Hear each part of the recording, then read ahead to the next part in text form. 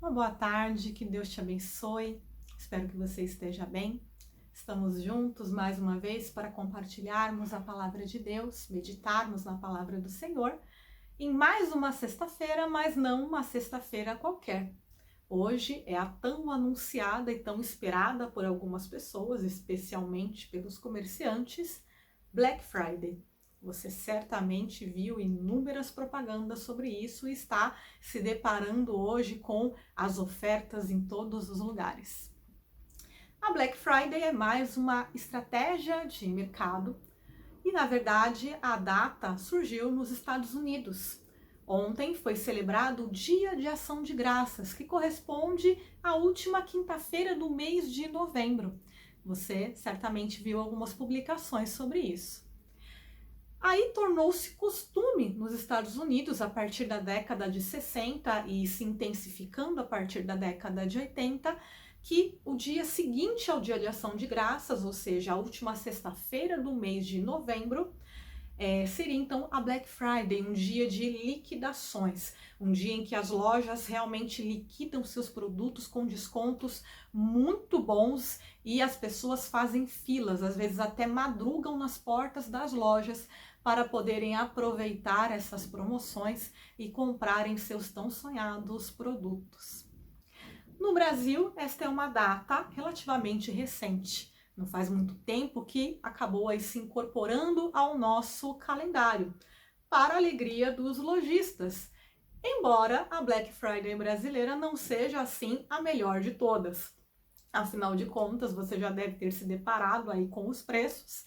E existe aquela velha piada que diz, né, que a Black Friday do Brasil é tudo pela metade do dobro, referindo-se ao fato de que os lojistas muitas vezes aumentam os preços dos produtos para depois jogarem ali uma promoção que no final das contas não muda muita coisa. Observações, né, e piadas à parte, nós queremos refletir sobre o significado da Black Friday, da sociedade do consumo, das estratégias de marketing, sobre a vida do cristão e como nós cristãos devemos nos portar diante desta realidade. E para ajudar na nossa reflexão, né, o tema da nossa meditação é o cristão e a Black Friday, eu quero te convidar a ler comigo o texto que se encontra no Evangelho de Lucas, a partir do versículo 13 até o versículo 21. Um texto onde Jesus traz algumas lições a respeito da avareza, do acúmulo de bens, da cobiça. Vamos então meditar na palavra do Senhor, Lucas capítulo 12, versículo 13. Nesse ponto, um homem que estava no meio da multidão lhe falou: Mestre, ordena a meu irmão que reparta comigo a herança. Mas Jesus lhe respondeu: Homem, quem me constituiu juiz ou partidor entre vós? Então lhes recomendou: Tende cuidado e guardai-vos de toda e qualquer avareza, porque a vida de um homem não consiste na abundância dos bens que ele possui. E lhes proferiu ainda uma parábola, dizendo: O campo de um homem rico produziu com abundância. E arrazoava consigo mesmo, dizendo: Que farei, pois não tenho onde recolher os meus frutos? E disse: Farei isto: destruirei os meus celeiros, os reconstruirei maiores, e ali recolherei todo o meu produto e todos os meus bens. Então direi à minha alma: Tens em depósito muitos bens, para muitos anos, descansa, come, bebe e regala-te. Mas Deus lhe disse: Louco, esta noite te pedirão a tua alma. E o que tens preparado, para quem será? Assim é o que entesoura para si mesmo e não é rico para com Deus. Até aqui. Uma palavra dura, uma palavra poderosa do Senhor Jesus, né, que realmente confronta. E muitos outros textos da Bíblia poderiam ser usados para nós meditarmos sobre a questão do consumo.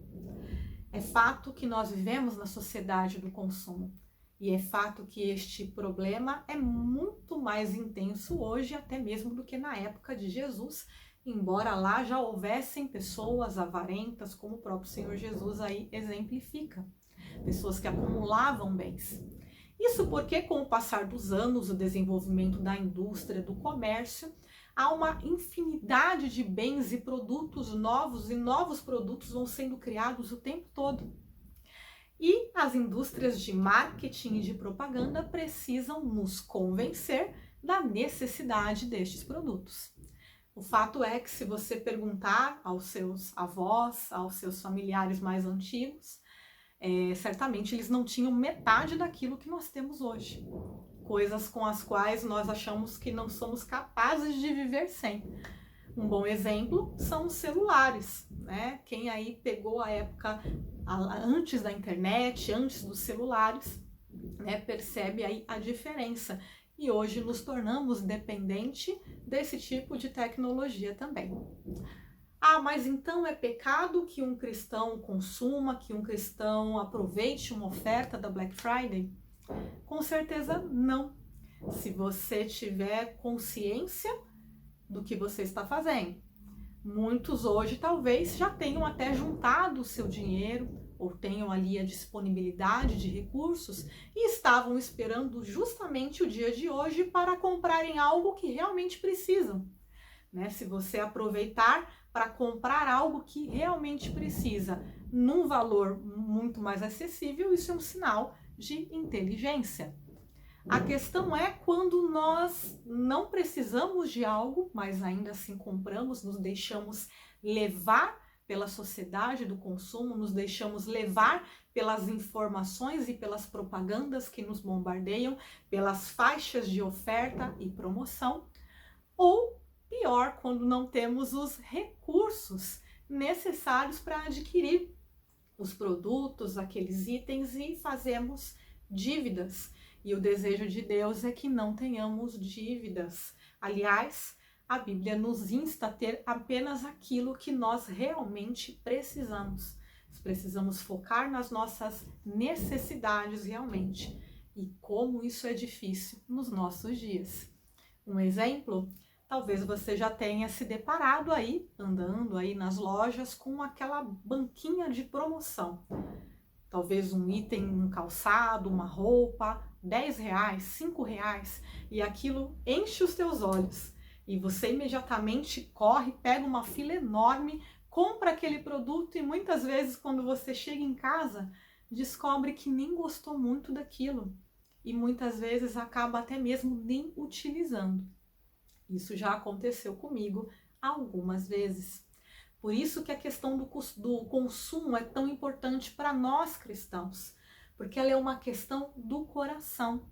Ela é uma questão que envolve coisas muito mais profundas, idolatrias, necessidades, crenças, onde nós colocamos nossa esperança e nossa confiança. Aqui no texto, Jesus ele é muito claro ao dizer lá no verso 15 para a gente tomar cuidado com a avareza, porque a vida de um homem não consiste na abundância de bens que ele possui. Este é um ensino que está na contramão daquilo que o mundo nos diz, porque nós somos ensinados e bombardeados pelas propagandas que devemos ter, comprar, ter. Se algo lançou, precisamos comprar. Se há um novo produto, precisamos adquirir novas tecnologias. Se saiu uma nova roupa, nós precisamos ter. E essas coisas enchem o nosso coração. Nós não podemos negar que temos esta inclinação, que temos essa tendência de realmente nos levarmos pelas propagandas. E é aí que o cristão precisa manter realmente o seu foco. Além disso, Jesus ele vai contar então a história de um homem que tinha ali o seu campo muito produtivo e produziu muito, e ele então resolve construir mais e mais e mais celeiros para guardar todos os bens. Ao invés de repartir, ele poderia ter repartido aquilo que ele colheu em abundância, né? Se ultrapassou aquilo que ele estava esperando, ele poderia muito bem ter compartilhado com os pobres, ter feito algo realmente que teria agradado o coração de Deus. Mas ele resolve criar uma grande estratégia. Vou construir mais celeiros, vou guardar mais e mais e mais, porque estes bens garantirão o meu futuro. Esse era o pensamento dele. Porém, o que ele não sabia é que ele morreria naquela noite. O tempo dele já estava determinado por Deus. E eis um outro perigo do consumismo e dos bens: a falsa sensação de segurança. Nós podemos nos sentir seguros, nós podemos sentir que temos coisas, então nós temos tudo o que precisamos. Muitos usam de produtos, de coisas realmente, de objetos, para preencher um vazio. E isso é uma questão muito profunda, que muitas vezes esconde traumas, esconde uma história de abusos, de privações, até mesmo perdas, luto, depressão. Muitas são as razões que levam, às vezes, as pessoas até mesmo a consumos exagerados, até mesmo a um consumo fora de limite. Há, inclusive, uma doença que seria aí o ápice, né, o ponto alto dessa questão de acúmulo de coisas, que é a chamada síndrome de Diógenes. Você já deve ter visto aí a propaganda a respeito de acumuladores, aquelas pessoas que acumulam coisas e coisas, elas não conseguem se livrar de nada, tudo que elas veem, elas recolhem e aproveitam aí, às vezes, brechós, coisas baratas, e vão comprando e empilham dentro das suas casas, a tal ponto que já não há espaço nem para elas viverem dentro da casa. É muito comum esse tipo de doença, mais comum do que o que a gente pensa, e elas retratam justamente um vazio, uma tentativa de preencher algo no coração, algo que está faltando na vida daquela pessoa.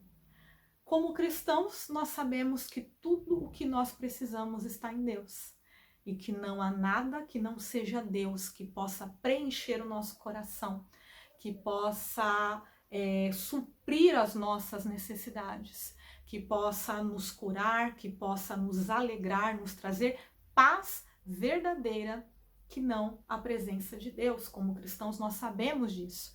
Então isso muda radicalmente a maneira como nós devemos nos relacionar com os produtos e bens de consumo, porque devemos usufruir dos bens, mas não fazer com que eles sejam o nosso refrigério, a nossa esperança, o nosso descanso, algo em que nós depositemos aí uma confiança, a nossa alegria, algo que nos traga realmente um prazer fora do normal. Devemos tomar este cuidado, porque podemos fazer das coisas e do consumo um ídolo. Como podemos fazer de praticamente tudo. O coração humano é uma fábrica de ídolos, uma frase muito comum, dita por muitas pessoas e muito verdadeira. Nós podemos transformar, produtos e coisas em ídolos a partir do momento que nós entendemos que não podemos viver de maneira nenhuma sem essas coisas, e que são essas coisas que nos trazem alegria. Nossa alegria está em Deus, e como cristãos devemos aprender a nos relacionar de maneira correta também com as nossas finanças e com o nosso consumo, lembrando que toda a nossa vida está diante de Deus e deve ser vivida para a glória de Deus. Como cristãos devemos aprender a consumir de maneira consciente, né? Será que eu realmente preciso disso? É uma primeira pergunta que nós podemos fazer antes de comprar qualquer coisa. Até porque, se for uma necessidade, nós cremos que Deus nos ajudará, nos suprirá. Deus é assim, é um Deus gracioso, ele supre as nossas necessidades. Em segundo lugar, será que nós temos os recursos necessários ou estamos gerando mais dívidas? Essa é uma questão extremamente importante, a qual nós devemos atentar em todo momento e não nos deixarmos seduzir e levar pelas ondas das promoções. Devemos glorificar a Deus em todo tempo, devemos aprender realmente a ter uma vida que glorifica a Deus também no nosso consumo e nas nossas finanças. Que você possa meditar e refletir sobre isso, não só hoje, mas todos os dias, né? Que antes de comprarmos algo, possamos realmente refletir se realmente precisamos daquilo, aquilo é um bem de necessidade, realmente eu usarei aquilo, será que vai ficar entulhado na minha casa, em algum canto, será que realmente eu preciso daquilo? São perguntas que precisamos nos fazer e por que não colocar estas coisas em oração? Às vezes nós achamos que a oração é algo, é somente uma necessidade extrema que nós devemos colocar diante de Deus. Então, o caso de uma doença, uma situação impossível, essas coisas nós nos lembramos de colocar diante de Deus, mas às vezes nos esquecemos de que orar sem cessar é colocar constantemente os nossos pensamentos, as nossas necessidades, as nossas inclinações e desejos também diante de Deus e pedir orientação.